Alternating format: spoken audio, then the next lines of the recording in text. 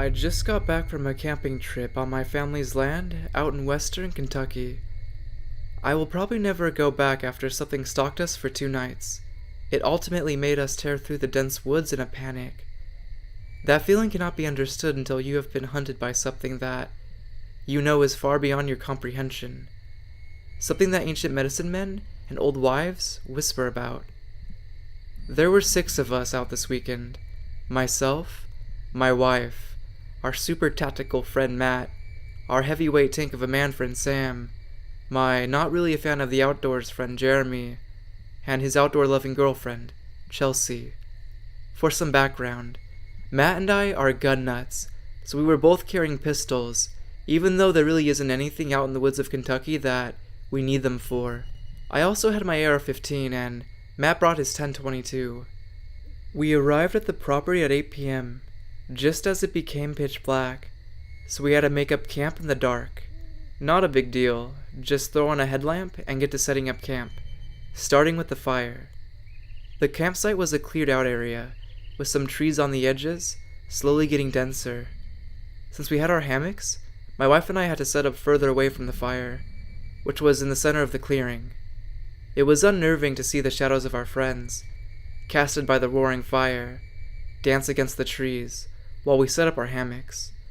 We set them up quickly, but due to the general creepiness of the situation, I didn't notice my wife occasionally pausing to look back into the woods and watching for the movement that she later told me about.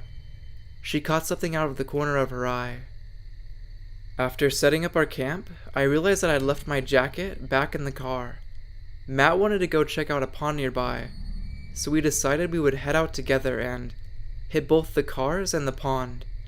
I grabbed my AR, and Matt grabbed his 10-22 to go play Mall Ninja in the woods on the way. We handed Sam a radio and made sure we were on the same frequency and headed out.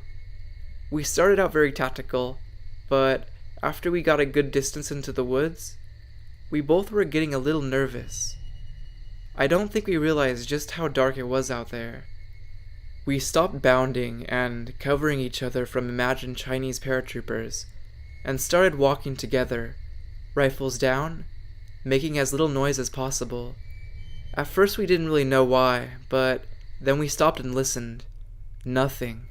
Absolutely no sounds. No wind, no bugs, just nothing. We looked at each other, and even though we couldn't see each other's eyes, we knew what we were thinking. All of the damn Innowood threads on 4chan-K had prepared us for this moment. We knew what we had to do. I acted first, putting a palm on the back of Matt's neck and shoved him firmly, simply being able to articulate the word, "Go," under my breath. He pushed forward through the growth headlong, and I did my best to keep my hand on his back. I tried to ignore the thought in the back of my mind, slowly pushing its way forward and filling my chest with terror and rising into my throat. We broke out of the woods into the clearing and made it to the cars, breathing heavily. We both put our backs against the SUV and pointed our rifles into the woods, expecting something to burst out after us. After 20 seconds, Matt expressed my thoughts. Something was running behind us, right? I stopped breathing when he said that, because before I had attributed it to my imagination, but now a third party confirmed that something was chasing us. It was now between us and the camp. I called Sam on the radio. "Sam, did anyone else leave camp to follow us?" She replied, "Nope, we're all still here." Shit, I thought to myself. I opened the car and reached in to grab my jacket, and also got a flashlight, while Matt continued staring in the woods, looking for the slightest signs of movement. I turned back around and turned the light on the woods. Nothing. Blessed nothingness. But now we had to get back in the woods and get back to camp. After 5 minutes to discussing it, we decided that it had just been our imagination. If only we could just get the courage to re-enter those haunted woods now. Flashlight in hand, I gripped my rifle and slogged in. The walk back was pretty uneventful, but at the sight of the fire, we hurried our pace even faster, before re-entering the safety of the clearing. After we broke out of the woods, we broke formation, and quietly agreed under our breath not to mention anything to the group. Silence, unfortunately, seemed to fail, as we were both uncharacteristically quiet. Not to mention that we had no time to see the pond, and the group was curious about our radio call, so I told them what happened. 3 chuckled and made fun of 4chan for making up ghost stories, but Chelsea listened intently. Later on, she asked if any of us had read the books Missing 411 or the Native American Studies of Dr. George Marlin in his book Rights of the American Indian. None of us had, but she told us that Missing 411 documented many strange and unexplained disappearances in America. Additionally, Rights of the American Indian is an old, out-of-circulation book that she found at the library when she was a kid that confirmed many of the things that 4chanK and 4chanX said of the occult in the wilderness. Everyone quieted down at that and just stared into the fire. My wife spoke up after a few minutes of silence and told us about how she thought that she had seen something moving in the woods when we were setting up our hammock. At this point, we were all pretty on edge. Every once in a while, we would shine lights into the forest, but never actually see anything. Around midnight, we decided to call it a night. As I lay there in the hammock, I couldn't help but listen to the rustling around our hammock, and wondering if that sound was really just the wind. The next day was relatively uneventful. In the midst of the sun and clouds, the horror of the previous night was forgotten. We went and shot guns, chopped down a tree to make seats for the campfire, and just enjoyed the cool fall air. However, instead of shooting all the ammo I brought for the trip, I decided to keep 1 full mag for my AR and my MNP.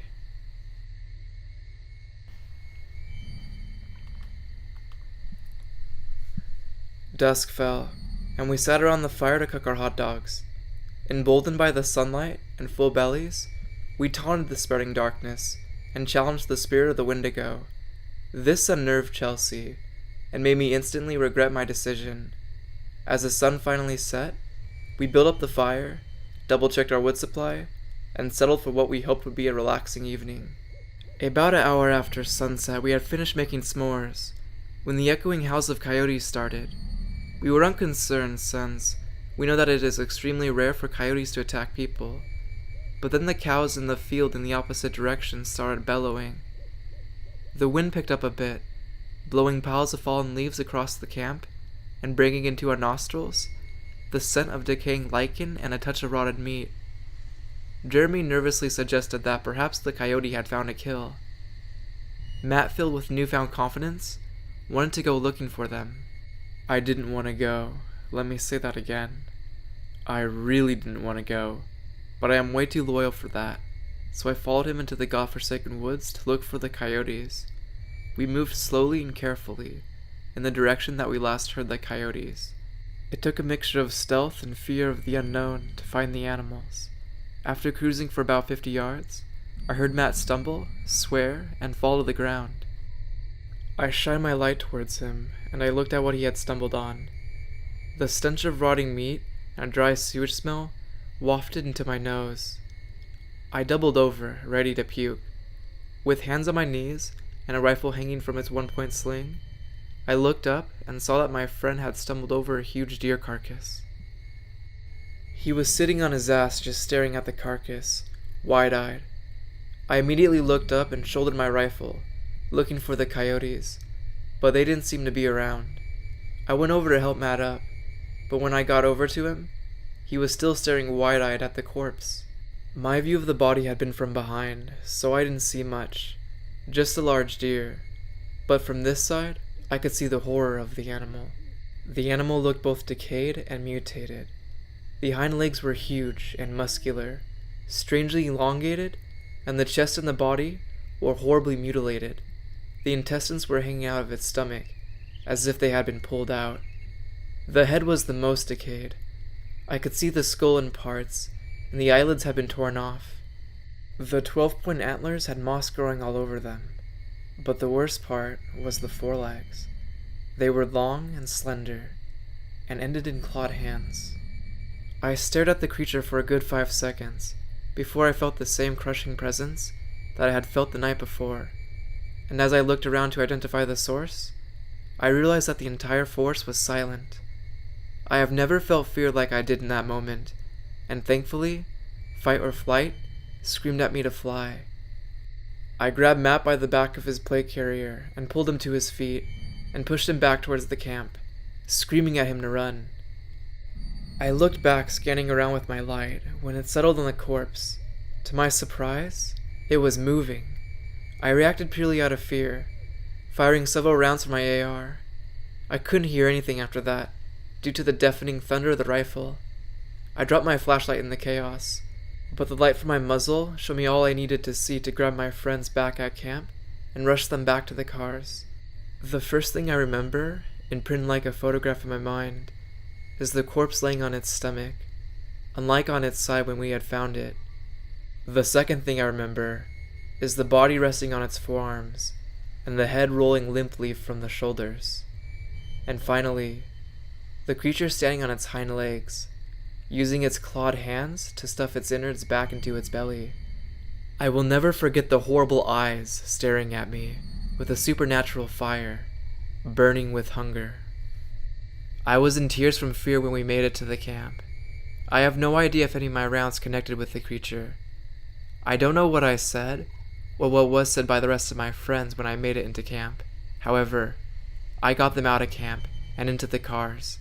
We just drove until we got to the nearby gas station, which was still open.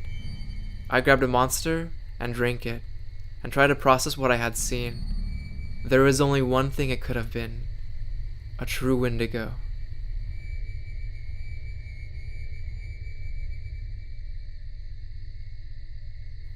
First, I should start off with a little backstory. I live right in the heart of Utah, where the military is famous for causing havoc. For example, a few years ago a nerve gas test went wrong and killed a flock of sheep grazing nearby my house. I live in the back of a fairly residential area, with my back door leading out to a small mountain range, covered mostly in scrub oak. This land is owned by someone, but we don't know who. For ages, whoever owned it has let people hike, bike, and do whatever they wanted on this land. But they shut that down when people began to dump trash and other unwanted things there. Well, this has been my favorite place to explore since I was little, but yesterday, I got a little too adventurous. Hey, curiosity killed the cat, right? I decided to hop the fence and go for a run on my favorite trail to get ready for the racing season, and halfway through, the weather began to turn dark. Fearing for my safety, I thought the best way back would be to go as a crow flies, through the trees, over the hills, and back to my house. Everything went fine getting to the top of the hill, except for avoiding a few anthills, but things changed on the way down. The first strange thing I ran into was what looked like an abandoned camp. There was a campfire, a few chairs, empty bottles, and some old car parts, and other small things that must have been taken from the trash pile before they cleaned it out. As I ventured further, I came across a barbed wire fence with strange numbers and markings along the post. With some Googling, I found out that it meant it was the southeast corner of a plot of military-owned land. That got me nervous, so I walked a little fast down, following the military fence, until something caught my eye. There was a patch of fence that was ripped to shreds. It hadn't fallen over or gotten old. It was literally ripped to shreds, as if something huge had driven through it. This sent a shiver throughout my body, and I kicked into high gear and got the hell out of there. However, I wasn't really watching where my feet were going, and suddenly, I heard a crunch from under my left foot. A half-eaten, half-decomposed ribcage from some small animal, God knows what, was laying there. I looked around and found what looked like a fox den, although it was gigantic. I could have easily squatted down in it. This whole scene got me super on edge, and the worst smell I've ever had the misfortune to come across burned my nostrils. Imagine decomposing burning flesh, times 1,000 and you've got it.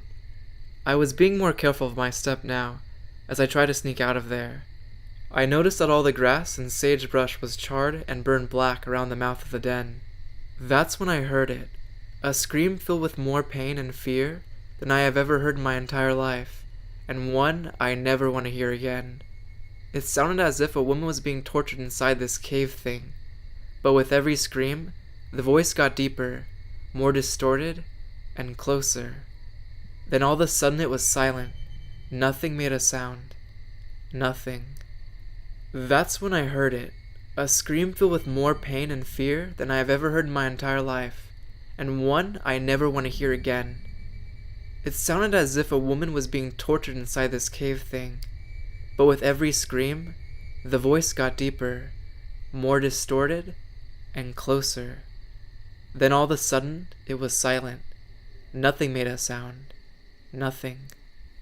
It seemed like forever, until a thin, shiny white hand-like appendage clawed its way out of the foxhole. This creature emerged from its hole, and stood, towering over me at 7 feet tall. It had long, inhuman limbs that moved awkwardly at strange angles, and just stood there. The most disturbing fact out of all this was, it was naked, yet absolutely had no genitals. This was the thing that made up my mind. This thing was definitely not human. It snarled at me, knocking me out of my trance, and I sprinted as fast as I could down the hill. It crashed through the trees, gaining on me very fast until I reached the other fence and hurled myself over it to the other side. I cut myself fairly bad on the barbed wire and laid in the dirt, looking up at this thing. It wouldn't cross the fence. It howled and pushed off the fence before running away with superhuman speed, faster than any animal I've ever seen. I limped the rest of the way home, and as soon as I shut the door, a huge burst of thunder rocked the house, making me jump nearly out of my skin. I locked all my doors and windows, and made sure that the blinds were closed before I got myself cleaned up. It rained until 4:30 this morning. I've been on the computer all day, and I don't know if this was a Wendigo, a skinwalker, or a government experiment gone bad. But all I can say is that this is real. I was not on any drugs. I don't even do drugs. Hell, I barely even drink. I know what I saw. I'm taking a good camera, guns, and gear up there this weekend to hopefully get more evidence of what I ran into. If I'm coming back, I pray to God I'm not coming back as whatever that thing is. This next story comes from a rescue officer for the U.S. Forest Service. I was teamed up with another SAR officer because we'd received reports of bears in the area. We were looking for a guy who hadn't come home from a climbing trip when he was supposed to, and we ended up having to do some serious climbing to get to where we'd figured he'd be. We found him trapped in a small crevice with a broken leg. It was not pleasant. He'd been there for almost 2 days, and his leg was very obviously infected. We were able to get him into a chopper, and I heard from one of the EMTs that the guy was absolutely inconsolable. He kept talking about how he'd been doing fine, and when he got into the top, a man had been there. He said the guy had no climbing equipment, and he was wearing a parka and ski pants. He walked up to the guy, and when the guy turned around, he said he had no face. It was just blank. He freaked out and ended up trying to get off the mountain too fast, which is why he'd fallen. He said he could hear the guy all night, climbing down the mountain and letting out these horrible muffled screams. That story really bothered the hell out of me. I'm glad I wasn't there to hear it.